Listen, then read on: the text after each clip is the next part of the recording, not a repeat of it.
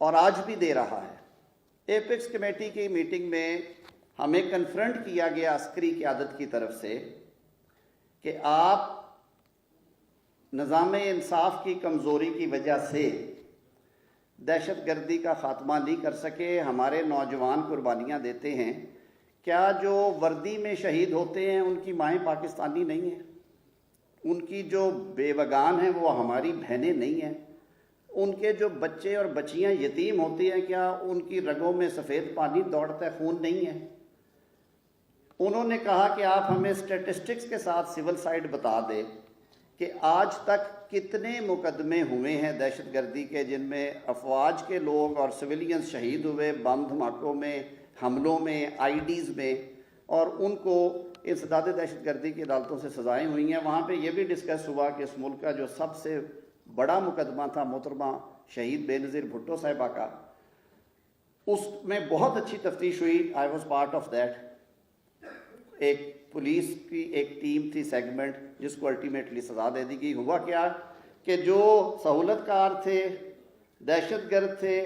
ان کے بارے میں ڈی این اے ایویڈنس تھی، بالوں کے نمونے بیچ ہوئے تھے، جہاں سے وہ جوتے خریدے گئے اس دکان کی سی سی ٹی وی فوٹیج تھی، وہ رسیدیں ان کی جیبوں سے نکلی، کافی چیزیں تھیں۔ ٹرائل کورٹ میں جب فیصلہ ہوا یکدم خبر آئی کہ وہ جو سہولت کار ہیں دہشت گرد انہیں بری کر دیا گیا ہے اور وہ پولیس ملازمین جو کہ وہاں ڈیوٹی پہ تھے ان کو سزائیں دے دی گئی ہیں۔ بعد میں پتہ چلا کہ جج صاحب جو تھے وہ انڈر تھریٹ تھے۔ یہ بات ہوئی وہاں پہ، تو انہوں نے یہ بات بھی کی، انہوں نے کہا کہ راہ حق کے شہیدوں کے ترانے پہ آنسو بہانے سے ہمارے زخموں کا جو وہ خشک ہونا ممکن نہیں ہے۔ ہمارے ورثاء کو تسلی تب ہوگی جب ہمارے بچوں کے جوانوں کے قاتل جو ہیں وہ سولی پہ چڑھیں گے۔ سخت گفتگو تھی، لیکن اس کے باوجود سیاسی قیادت نے یہ فیصلہ کیا کہ اسے سول سائڈ پہ ڈیل کیا جائے، اور اسی وجہ سے جو اوریجنل ڈرافٹ میں جو ایک تجاویز کا ڈرافٹ تھا اس میں چیزیں تھیں، اس حد تک رکھا گیا کہ اگر ان کی انسٹالیشنز اور اگر ان کے پرسونلز پہ حملے ہوتے ہیں تو وہ کانسٹیٹیوشن کے شیڈیول میں جہاں پہ ایگزیمپشن ہے اس حد تک ملٹری کورٹس جو ہیں وہ دیکھ سکتی ہیں، اور پھر آگے جا کے ایک جگہ پہ یہ بھی کہا گیا کہ پارلیمان بذریعہ ریزولوشن اسے نکال دے گی۔ لیکن پھر اگین جو ہمارے اتحادی ہیں بلوچستان سے، مولانا فضل الرحمان صاحب نے بھی کہا کہ یہ وقت نہیں ہے ابھی یہ نہ کیا جائے۔ مالک بلوچ صاحب کی بھی یہ رائے تھی۔ پاکستان پیپلز پارٹی اور مسلم لیگ نون کے اندر کافی حلقوں کی یہ رائے تھی کہ یہ تجویز ڈراپ کی جائے بڑی انیشل سٹیج کے اوپر۔ اب آ جاتے ہیں ہم جوڈیشل ریفارمز کے پیکج کی طرف۔ چارٹر آف ڈیموکریسی 2006 میں آیا، اس میں کہا گیا کہ دیگر بہت سارے ممالک کی طرح یہاں پہ بھی آئینی عدالت کا قیام ہو، اور یہ آج کا مینیو نہیں ہے، یہ پچھلے 18 سال سے انڈر ڈسکشن ہے، اور بطور رکن پاکستان بار کونسل مجھے یاد ہے صدر صاحب ہماری میٹنگز میں بھی ہم اسے انڈورس کرتے رہے ہیں کہ ہونی چاہیے، خاص طور پہ جب 184(3) کی بھرمار ہوئی 2 ادوار میں، 2009، 10، 11، 12، 13 میں، اور پھر 2017، 18، 19 میں، تو یہ بار بار کہا گیا کہ یہ ہونا چاہیے۔ تو کانسٹیٹیوشنل کورٹ کیا ہے؟ کانسٹیٹیوشنل کورٹ یہ ہے کہ ایک انڈیپینڈنٹ عدالت بنا دی جائے کانسٹیٹیوشن میں، جو کانسٹیٹیوشنل جورسڈکشن ایکسرسائز کرے، آرٹیکل 184 جس کے تحت ہم اوریجنل جورسڈکشن ایکسرسائز کرتے ہیں، جس کے تحت سوو موٹو نوٹسز سپریم کورٹ کے پاس اختیار ہے، اور وہ ہے انفورسمنٹ آف فنڈامنٹل رائٹس کا، جہاں پہ صدر صاحب پبلک امپورٹنس بھی اٹیچڈ ہو ساتھ۔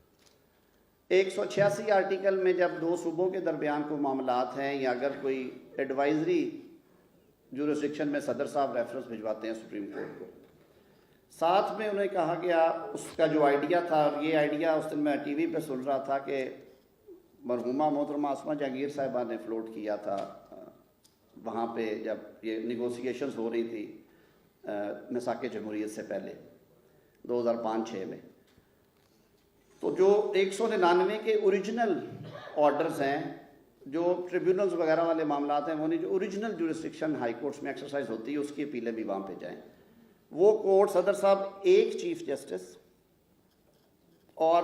ابھی ہمارے جو ایک ذہن میں خاکہ تھا وہ یہ ہے کہ 7 یا 8 ججز، 8 اس لیے کہ وہ نمبر پھر 9 پہ چلا جائے،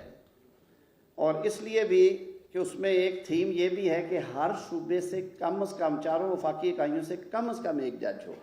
پھر ہمارے پاس اب اسلام آباد ہائی کورٹ بھی ہے، وہ بھی اس میں انکلوڈ ہو کہ یہاں کی نمائندگی بھی ہونی چاہیے تاکہ وفاق کی جھلک نظر آئے اس میں. اور پھر 3 سیٹیں اس لیے رکھی گئی کہ جب ایپلیٹ ورک بڑھے گا تو اس کو آپ سب وکلاء ہیں. میرے خیال میں صدر صاحب آپ نے بڑی مہربانی کی ہے، آج Khyber Pakhtunkhwa high court bars کے صدور اور بار کونسل کے سربراہ اور ڈیپٹی سربراہ موجود ہیں. پنجاب سے میں دیکھ رہا ہوں ملتان ہائی کورٹ بار کے صدر secretary, Bahawalpur high court bar کے صدر سیکٹری، یہ میرے سامنے راولپنڈی ہائی کورٹ بار ایسوسی ایشن کے صدر سیکٹری بیٹھے ہیں. اسلام آباد ہائی کورٹ بار کی نمائندگی ہے، پنجاب بار کونسل کے سربراہ اور ان کے ڈیپٹی دونوں موجود ہیں. سندھ سے کراچی بار کا صدر ہے، سندھ ہائی کورٹ بار کے سیکٹری صاحب ہیں. بلوچستان سے ہمارے صدر قاری صاحب ابھی مجھے ملے ہیں، کوئٹہ بار ایسوسی ایشن کے، ان کے ساتھ بار کونسل سے فان زئی صاحب تشریف فرما ہے. اور آپ سارے دوست، اور خاص طور پہ جب سپریم کورٹ بار ساری اور پاکستان بار بیٹھی ہے تو میں آپ سب کے سامنے یہ رکھنا چاہتا ہوں کہ جو کانسٹیٹیوشنل کورٹ ہے، آیا اس کی گنجائش ہمارے کانسٹیٹیوشنل فریم ورک میں ہے کہ نہیں ہے، اور آیا پارلیمان کا امجد شاہ صاحب یہ اختیار ہے کہ وہ کانسٹیٹیوشن میں دیے گئے طریقہ کار کے مطابق اگر اس کے پاس ریکوائرڈ نمبر ہوں تو آیا یہ امینڈمنٹ لائی جا سکتی ہے یا نہیں لائی جا سکتی. آپ میرے سے بہت زیادہ سمجھتے ہیں آئینی معاملات کو. اب اگر یہ کہا جائے کہ اس میں عمر کی حد 65 سال ہونی چاہیے یا عمر کی حد 68 سال ہونی چاہیے، یہ میں آج اوپن ہوں اس مسئلے پہ. آپ بھی اس پہ ہمیں گائیڈ کیجئے گا، اور میں بلکہ آپ سے یہ گزارش کروں گا کہ Pakistan bar council, supreme court bar ایسوسی ایشن اور صوبائی ہائی کورٹس اور بار کونسل بیٹھی ہیں، آپ اپنے لیگل ایکسپرٹس کی ایک چھوٹی کمیٹی بھی بنا دیں اور رہنمائی فرمائیں میری، میں آپ ہی کا حصہ ہوں، کہ آپ کی نظر میں اگر آپ ایک معتبر عدالت کھڑی کرنا چاہتے ہیں جو کہ ہماری ایک چیکڈ ہسٹری ہے عدلیہ کی، جس میں عدلیہ پہ کرٹیسزم بھی بہت زیادہ ہوا ہے اور کبھی کبھار عدلیہ کھڑی بھی ہوئی ہے لوگوں کے حقوق کے لیے، تو کس طرح کا آپ سمجھتے ہیں ماڈل رکھا جائے جو کام آئے؟ دنیا کے بہت سارے ملکوں میں کانسٹیٹیوشنل کورٹس ہیں. یہ ابھی میں صرف یہاں تک رکتا ہوں، آپ کا کوئی سوال لگ رہا ہے؟